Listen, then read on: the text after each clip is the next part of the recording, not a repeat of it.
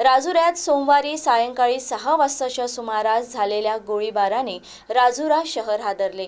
विनोद उर्फ पापा जाधव यांच्यावर दुचाकीवरून आलेल्या 2 तरुणांनी समोरासमोर गोळीबार केला।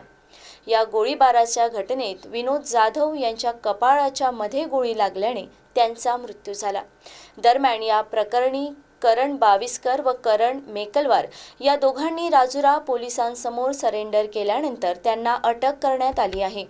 मिळालेल्या माहितीनुसार पापा उर्फ विनोद जाधव हा नारळ पाणी विक्रीच्या दुकानाजवळ बसला असताना दुचाकीवरून 2 तरुण तेथे आले।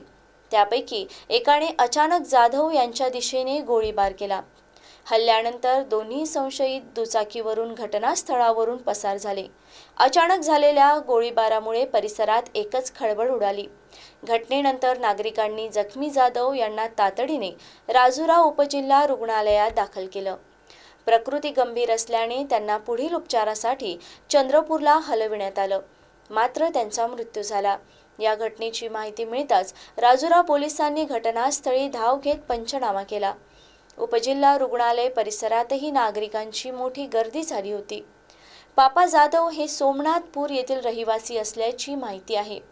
हल्ल्यामागील नेमके कारण अद्याप स्पष्ट झालेलं नाही। हल्लेखोर आरोपींनीच राजुरा पोलिसांसमोर आत्मसमर्पण केलं। आरोपी करण बाविस्कर व करण मेकलवार या दोघांना अटक करण्यात आली आहे। या प्रकरणाचा पुढील तपास पोलीस निरीक्षक नितीन चिंचोळकर यांच्या मार्गदर्शनाखाली सुरू आहे।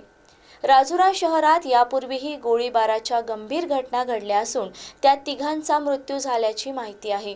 त्यामुळे कायदा व सुव्यवस्थेचा प्रश्न पुन्हा ऐरणीवर आला आहे। न्यायालयासमोरील भरवस्तीत झालेल्या या घटनेमुळे नागरिकांमध्ये भीतीचं वातावरण निर्माण झालं आहे।